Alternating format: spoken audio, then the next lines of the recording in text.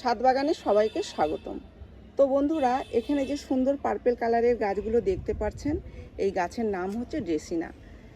আমি যে এর আগে বেশ কয়েকটি প্রজাতির ড্রেসিনা দেখিয়েছি, সেগুলো সব ইনডোরের গাছ। তবে এই গাছটিকে আউটডোরে রাখতে হবে। আউটডোরে রাখলে কিন্তু এই গাছগুলো খুব সুন্দর হবে। এই ড্রেসিনা কিন্তু আউটডোরের ড্রেসিনা।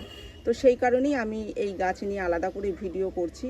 দেখুন, আমার কাছে একটি টব ছিল, এর আগের ভিডিওতে দেখে থাকবেন। বেশ কয়েকটি ভিডিওতে আমি দেখিয়েছিলাম যে একটি টব ছিল আর সেটা ভর্তি হয়ে গেছিলো।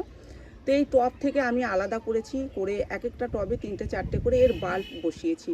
কারণ এর গোড়ায় থাকে পেঁয়াজের মতো বাল্ব, সেগুলোই আলাদা করে করে এরকম 3-4টে করে টবে বসিয়ে দিয়েছিলাম। আর 1 বছরের মধ্যেই কিন্তু এতগুলো টব সুন্দরভাবে গ্রো করেছে। তো একটি বসালে যে খুব সহজে হয়ে যায়। যখন বসাবেন, টব থেকে আলাদা করবেন, তখন পুরো গাছটাকে আগে বের করে নেবেন, তারপরে এক একটা গাছ আলাদা আলাদা করে এইভাবে আলাদা করে করে একটুখানি খুলে নেবেন, তাহলেই দেখবেন চলে আসছে।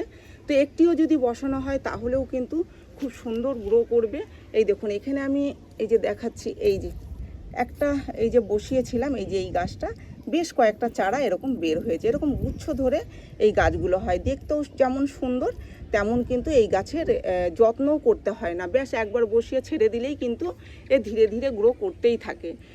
আর একে যেহেতু বলেছি যে আউটডোরে রাখবেন, আউটডোরের গাছ এটা।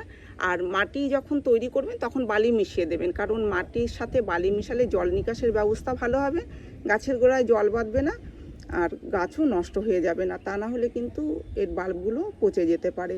তাই ধরুন 3-4 ভাগ মাটির সাথে 1 ভাগ বালি মিশাবেন, আর 1 ভাগ যে কোনো জৈব সার মিশাবেন। সেটা ভার্মি কম্পোস্ট হতে পারে, গোবরের সার হতে পারে, যেটা থাকবে সেটা দিয়েই এই গাছ বসিয়ে দেবেন। আর বছরে 3-4 বার খাবার দেবেন। গোবরের সার দিতে পারেন, পাতা পচা সার দিতে পারেন, যেটা থাকবে সেটাই দিয়ে দেবেন। ভিজিয়েও দিতে পারেন, গোবরের সার ভিজিয়ে সেই জলটাও আপনারা এই গাছে ব্যবহার করতে পারেন। 3-4 বার খাবার দিলেই এই গাছের হয়ে যায়। আর জল তখনই দেবেন যখন দেখবেন মাটি শুকিয়ে আসছে। এই গাছের যখন মাটি শুকিয়ে আসবে তখন এই গাছে জল দিতে হবে। একটু ছায়াযুক্ত স্থানে রাখলে এইরকম পার্পেল কালার থাকবে না, ধীরে ধীরে সবুজ হতে থাকবে। গাছও দেখবেন দুর্বল হয়ে যাচ্ছে, পাতাগুলো ঢলে পড়ছে, এরকম সুন্দর সোজা হয়ে দাঁড়িয়ে থাকবে না পাতাগুলো। তো খুবই সুন্দর এই গাছ, করাও খুব সহজ। এই গাছের সেরকম আর কোনো যত্ন করতে হয় না, ব্যাস এইটুকু যত্ন করলেই দেখবেন কি সুন্দর এই গাছগুলো হচ্ছে।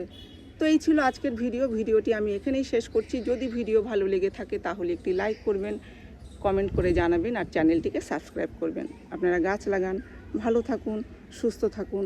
দেখা হবে পরের ভিডিওতে।